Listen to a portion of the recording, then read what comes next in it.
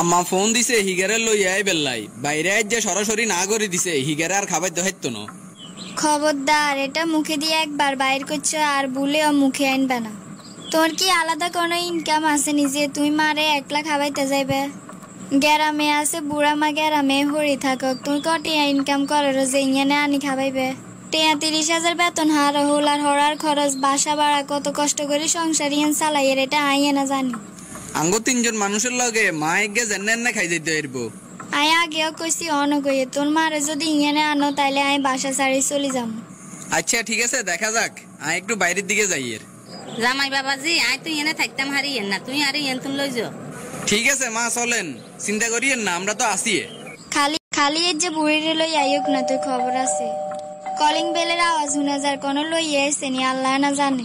তোর কথা আর শুনি ন যাই মারে লই আইছি। কা বুড়ির হুত কি খালি তুই নি হে বেডির হুত আর দুগে আছে না? তুই মানসিকে কটে কামারো এটা তো হিগে জানে, আবার হে মানুষকে তোর কান্দের সে আই হটলো কিনলে আর অনুমতি ছাড়া আনছো তো তোমরা হিগের খোঁজ খবর রাখবে। আমি কিচ্ছু জানি না, এক গেলা সানিও দিতাম হাতে না, তোমরা রান্দি বাড়ি তোমরা খাওয়াবে। অন তোর কথা শেষ হয়েছে নি? কই গো মা এদিকে আইয়েন। ওরে ইগে আর মা না তো তুই আর লগে কে নাটক বাজি শুরু করলে কা? এটা কইলে তুই তো আর মা তো মা আর মা হোক আর তোর মা হোক, মার কি কোনো বাঘ আসেনি? আজ যে সকালে তোর মা আরে ফোন করি কয় তোর বাইরে বলে হিগেরে আর খাবার দায়িত্ব ন, ডাইরেক্ট মানা করে দিছে। এইটা শুনি আই আর মার কথা কই তোর মন পরীক্ষা করছি। আই কি তোর কথা লাই বই রয়েছি নি, হিগেরে যাই লই আইছি। 10 কামের এক কাম করছো, বাপ মায়ের কষ্ট কি আর সন্তানেরা সহ্য করতে হারেনি? এরে জি আর কিছু দিচ্ছে বাইটু নাইতে খাইয়ে এসি। আইও আনে আর বাসা তাই উপাইয়ে থাকবেন, এটা হয়নি এটা হইতাম দিমুনি। আনে খান আর কি লাগবো কন? আনে গো জামাইরে একটু পরে বাজারে হাঁটাইয়ের বাজার করবে লাই। এরে জিনিসপত্র যে দাম তোর জামাইরে বাড়তে কিছু আনতে মানা করিস। শাশুড়ি আইছে জামাই হিসেবে যা যা আনার দরকার তা তা আনবো। এ হুনো মাইক গে আইছে জামাই হিসেবে তোর একটা দায়িত্ব আছে, বাজার সদাই করো। কিয়ে লইতাম কয়েক কেনার নাম কও। বাজার তুন বড় বড় ডিম এলা ইলিশ মাছ আনবে, গরুর গোস্ত আনবে, দেশি মরগ আনবে, ডিম আনবে আর সাইসিন দিয়ে স্পেশাল সবজি কিনবে। আচ্ছা তুই তো কইস আই 30,000 টাকা বেতন দি আমরা চলতে কষ্ট, আর মা আইলে কেন চাই লাগব? অনগা তোর সুরফল দি গেছে কা?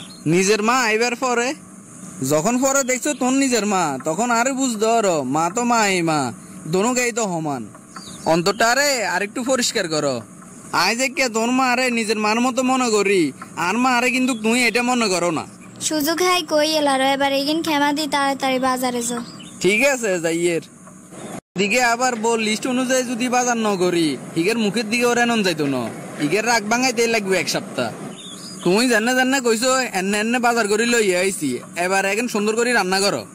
এর তো আর দায়িত্ববান স্বামী, মা যতদিন আঙ্গ বাসাত আছে ততদিন সুন্দর করে বাজার করবে, একটা দিনও যেন নিরামিষ না হয়। আরে 30,000 টাকা বেতনে বাসা ভাড়া হোলার হরালে আর খরচ দি সম্ভব নি হইতো দিন এরকম স্পেশাল বাজার করা। যেমনে আরো ম্যানেজ করবে বাকিটা পরে দেখা যাইব। আচ্ছা ঠিক আছে যাই হরি লগে দুইয়ের কথা কই আই। তো ঠিক আছে রান্না বান্না করো। জামাই তোমার কি অবস্থা ছাই কও। অবস্থা আর কি আন্নার মাইয়া কিরকম এটা তো আন্নে বালা করিয়ে জানেন।